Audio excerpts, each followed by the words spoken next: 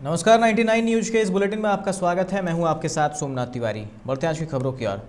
तोपचांची के reserve police force के शहीद संतोष कुमार मुर्मू की प्रतिमा का अनावरण तोपचांची के सिसकारी गांव में किया गया। इस दौरान सीआरपीएफ के कमांडेंट 154 बटालियन के जवानों ने शहीद संतोष कुमार मुर्मू को श्रद्धांजलि दी। शहीद संतोष कुमार मुर्मू की तैनाती सुकमा छत्तीसगढ़ में थी, जहां 3 दिसंबर 2017 को अवकाश के दौरान बाइक से दुर्घटना हो जाने के कारण उन्हें धनबाद के अस्पताल में भर्ती कराया गया था, जहां इलाज के दौरान उनकी मौत हो गई थी।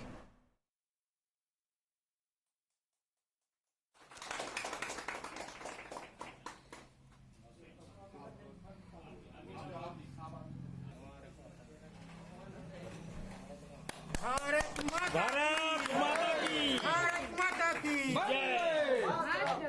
संतोष कुमार मुर्मू अमर रहे, संतोष कुमार मुर्मू अमर रहे, संतोष कुमार मुर्मू अमर रहे।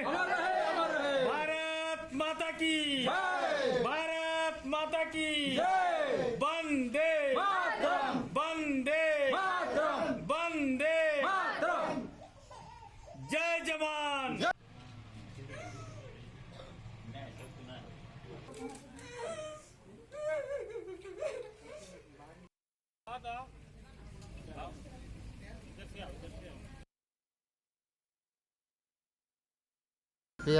जी, कैसे क्या हुआ था उनका? रोड दुर्घटना में हॉस्पिटल घुसाए ले गए, वहाँ रुका नहीं, 7 दिन के बाद एक्सपायर हो गया।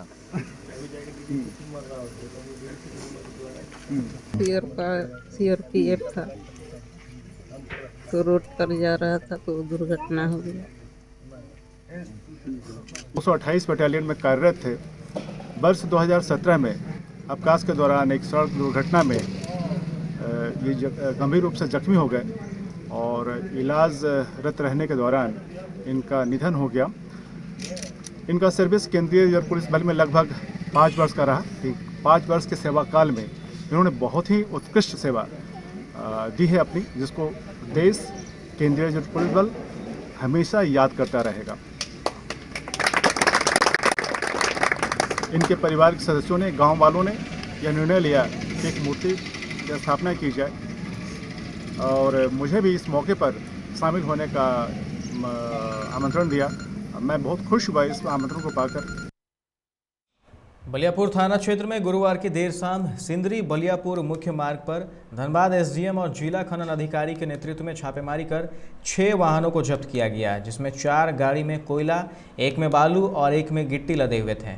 माइनिंग ऑफिसर सुनील कुमार ने जानकारी देते हुए बताया कि जब्त कोयले लदे वाहनों में जरूरी कागजात नहीं थे, जिसके बाद सभी वाहनों को जब्त कर प्राथमिकी दर्ज कर दी गई है। साथ ही सभी 5 ड्राइवरों को भी हिरासत में ले लिया गया है। मामले की जांच की जा रही है।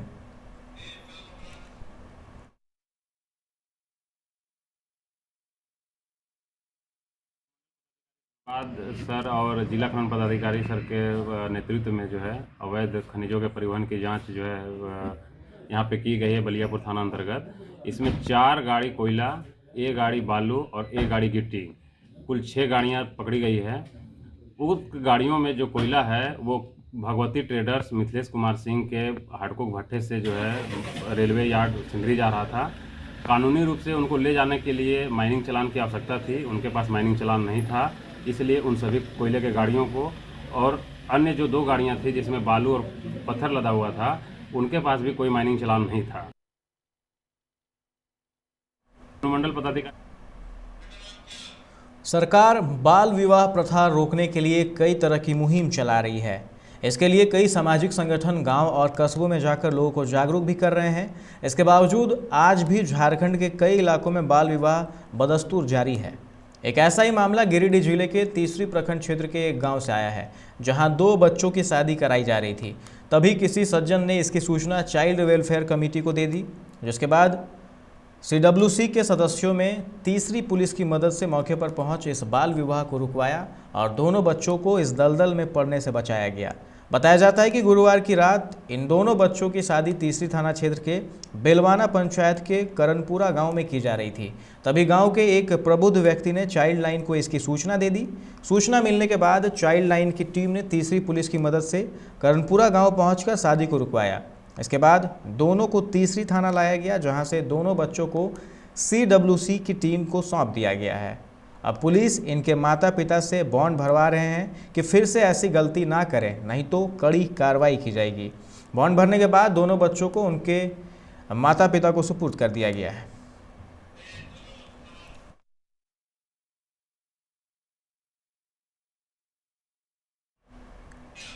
बालूमाथ के बिशुनपुर में एक महिला का शव मिलने से क्षेत्र में सनसनी फैल गई। जानकारी के अनुसार दूलो मसूमात अपने घर से धान काटने के लिए निकली थी।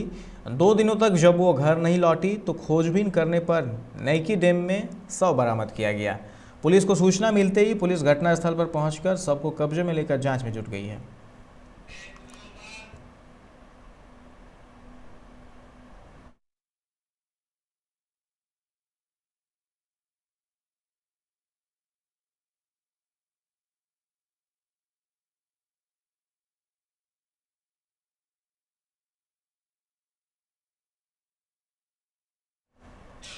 झारखंड बिहार सीमा पर ढोंगा चत्ती गांव में एक महिला को ससुराल वालों द्वारा बुरी तरह पीटने से वो घायल हो गई, जिसे आसपास के लोगों ने अस्पताल में भर्ती कराया, जहां इलाज के दौरान उसकी मौत हो गई।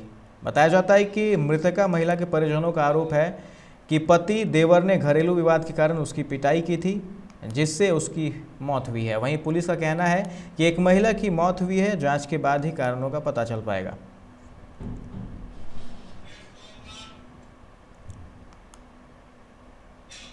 झारखंड एकेडमिक काउंसिल के नए अध्यक्ष के लिए मुख्यमंत्री हेमंत सोरेन और शिक्षा मंत्री जगन्नाथ महतो के बीच गहन चर्चा हुई।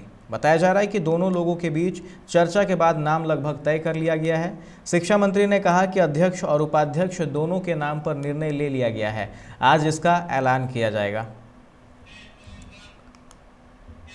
कोरोना वायरस के नए वेरिएंट ओमिक्रॉन के संभावित खतरे से बचाव को लेकर मुख्यमंत्री हेमंत सोरेन ने उच्च स्तरीय बैठक की। इस दौरान मुख्यमंत्री ने हर स्तर पर सतर्कता बरतने का निर्देश दिया।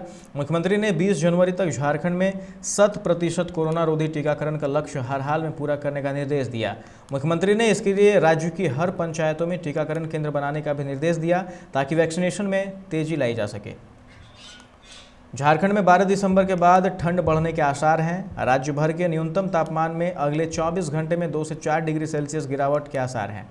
मौसम वैज्ञानिक अभिषेक आनंद ने बताया कि पश्चिमी विक्षोभ के कारण पहाड़ी इलाकों के मौसम में बदलाव का असर झारखंड में भी पड़ेगा।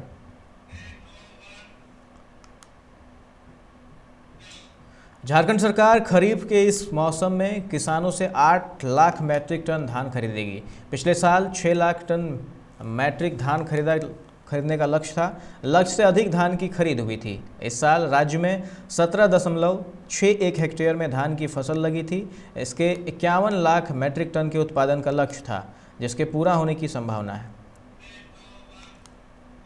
सांसद संजय सेठ के आग्रह और भारी उद्योग मंत्री डॉक्टर महेंद्र नाथ पांडे की फटकार के बाद CMD doctor Nalin Singhal HEC पहुंचे, लेकिन वेतन भुगतान का मसला सुलझाए बिना ही शाम में दिल्ली लौट गए। डॉक्टर सिंघल आज HEC मुख्यालय पहुंचे, वहां तीनों निदेशकों से हड़ताल की जानकारी ली। ट्रेड यूनियन के नेताओं के साथ बैठक भी की।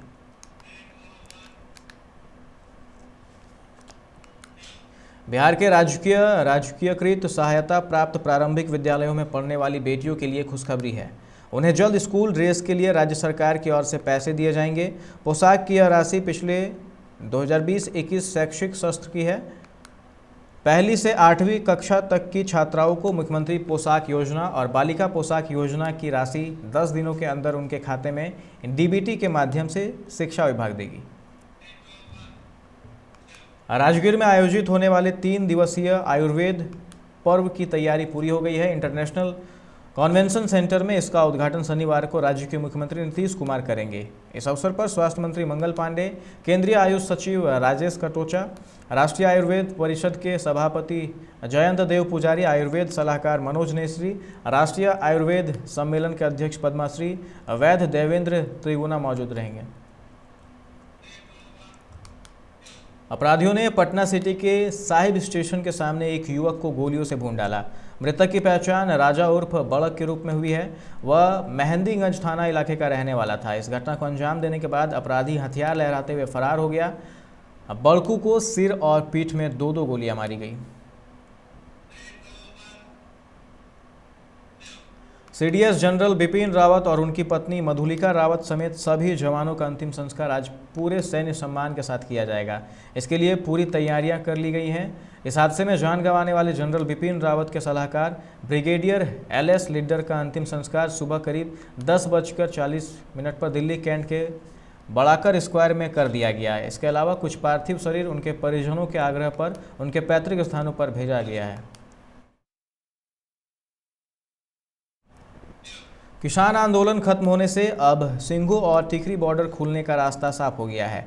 दिल्ली सहित NCR के दूसरे जिलों में आवागमन सुचारू होने के बाद स्थानीय उद्योगों को खासी राहत मिलेगी। 378 दिन चले किसान आंदोलन के दौरान प्रदेश की छोटी बड़ी करीब 15,000 औद्योगिक इकाइयां बुरी तरह प्रभावित हुई हैं। ऐसे में स्थानीय उद्योगों को घाटे की भरपाई में लंबा वक्त लग सकता है। ईरान की परमाणु हथियारों की चाहत से अमेरिका समेत कई देशों को खतरा बढ़ गया है। इससे निपटने के लिए US अपने स्तर पर तैयारी कर रहा है। ताज़ा रिपोर्ट के मुताबिक अमेरिकी राष्ट्रपति जो बाइडेन ईरान के परमाणु कार्यक्रम में चल रही प्रगति को देखते हुए यह सुनिश्चित करने के लिए प्रतिबद्ध हैं कि वह अपने मकसद में कामयाब ना हो पाए। व्हाइट हाउस की प्रवक्ता जैन साकी ने इसकी जानकारी दी है। उन्होंने कहा कि राष्ट्रपति ने ईरान के मकसद से निपटने के लिए एक टीम तैयार की है जो अन्य विकल्पों के लिए भी कार्य करेगी। शीतकालीन सत्र की शुरुआत से ही विपक्षी दल 12 सांसदों के निलंबन को लेकर लगातार प्रदर्शन कर रहे हैं। गुरुवार को पहली बार इस मुद्दे को लेकर संसद के अंदर या बाहर किसी तरह का कोई प्रदर्शन नहीं किया गया। राज्यसभा में विपक्ष के नेता मल्लिकार्जुन खड़गे पहले इस बार में कह चुके थे कि CDS बिपिन रावत और हेलीकॉप्टर दुर्घटना में शहीद हुए सैनिकों के सम्मान में विपक्ष विरोध नहीं करेगा। बता दें कि इससे पहले 12 सांसदों के निलंबन को लेकर संसद में लगातार हंगामा चल रहा था।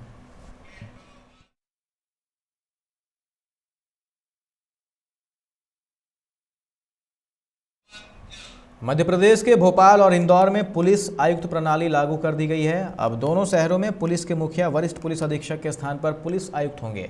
यह प्रणाली लागू करने वाले मध्य प्रदेश देश का 17वां राज्य बन गया है। इससे पहले देश के 77 शहरों में पुलिस को न्यायिक अधिकार दिए जा चुके हैं। दोनों शहरों में पुलिस आयुक्त को मजिस्ट्रियल शक्तियों और कानून व्यवस्था से जुड़े अन्य अधिकार दिए गए हैं। ये कलेक्टर के पास होते हैं। धरना प्रदर्शन, जुलूस, रैली आदि निकालने के लिए अनुमति अब पुलिस आयुक्त के स्तर से दी जाएगी। पहले ये सारे अधिकार कार्यपालिका दंडाधिकारी यानी तहसीलदार से लेकर अनुविभागीय दंडाधिकारी के पास थे।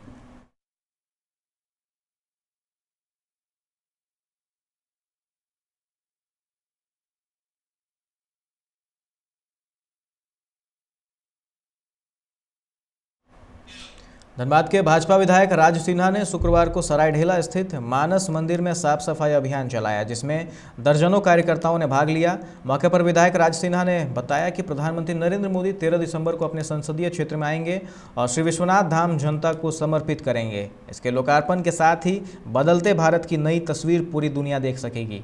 इस ऐतिहासिक पल को यादगार तथा ऐतिहासिक बनाने के लिए जिले में भाजपा कार्यकर्ता हर एक मंडल के मंदिरों तथा शिवालयों में साफ सफाई का अभियान चला रहे हैं।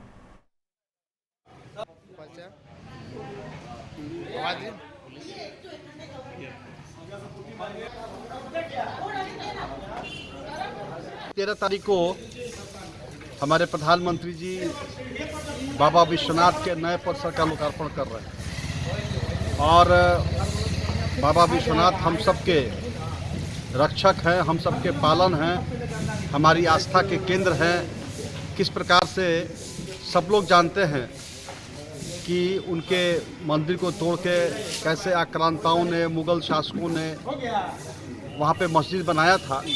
उसके बाद यहाँ के भारत की जनता के आशा के अनुरूप हमारे प्रधानमंत्री जी ने राम मंदिर का निर्माण करवाना शुरू कर दिया और बाबा विश्वनाथ के भी भव्य नए मंदिर, नए परिसर का 13 तारीख को लोकार्पण हो रहा है। 13 तारीख को हम लोग सब कार्यकर्ता जगह जगह शिव जी के मंदिर के सामने हम लोग LCD लगा करके उस कार्यक्रम का लाइव प्रसारण भी करेंगे। इस बुलेटिन में फिलहाल इतना ही। तमाम खबरों के लिए आप देखते रहे 99 न्यूज़। नमस्कार।